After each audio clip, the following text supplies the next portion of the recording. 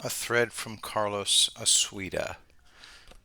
Somebody said millennials should give a thought to what Americans went through in World War II. This is a good time to retell the story of Francis Carpenter, a theater actor who worked with Orson Welles. I pieced Carpenter's story together from multiple books about Orson Welles. The story would make a great movie. Carpenter was an extremely effeminate, flamboyant man who called himself Orson Welles' maid, much to Welles' fury.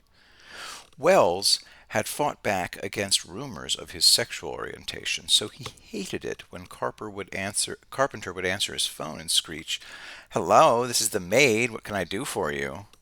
Carpenter was 39 when the Japanese attacked Pearl Harbor.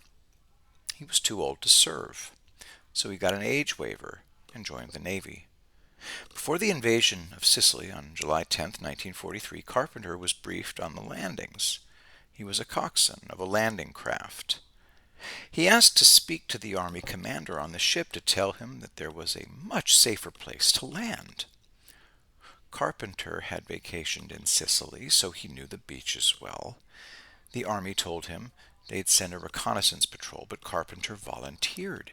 He went ashore, unarmed, saying that he hated guns because they just got people into trouble.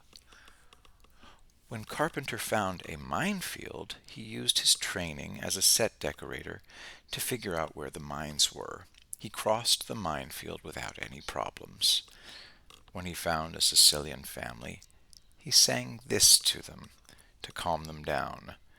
Verdi Rigoletto, la donna è mobile. The family told him where the Germans were.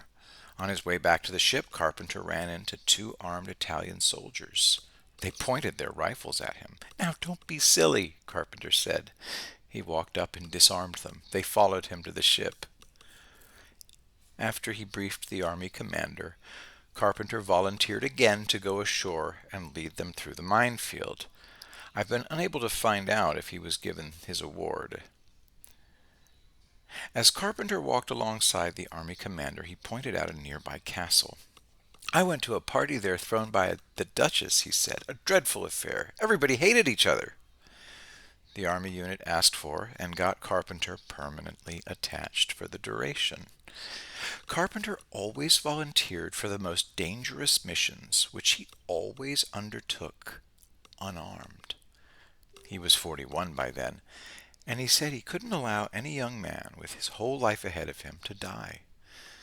The unit suffered light casualties because of Carpenter's bravery. He was able to talk most German units into surrendering. On one of his missions, he went hand over hand under a bridge to pull out the wires on an explosive. The Germans were firing at him the whole time, but he was able to dodge the bullets by swinging. After the war, Carpenter was one of the few combat veterans who spoke openly about his experiences. He did so cheerfully, always poking fun at himself. At every party, he became the center of attention, infuriating Orson Welles. Obviously, Carpenter saw the big picture and believed in something, or some things, bigger than himself. He's one of our unknown heroes.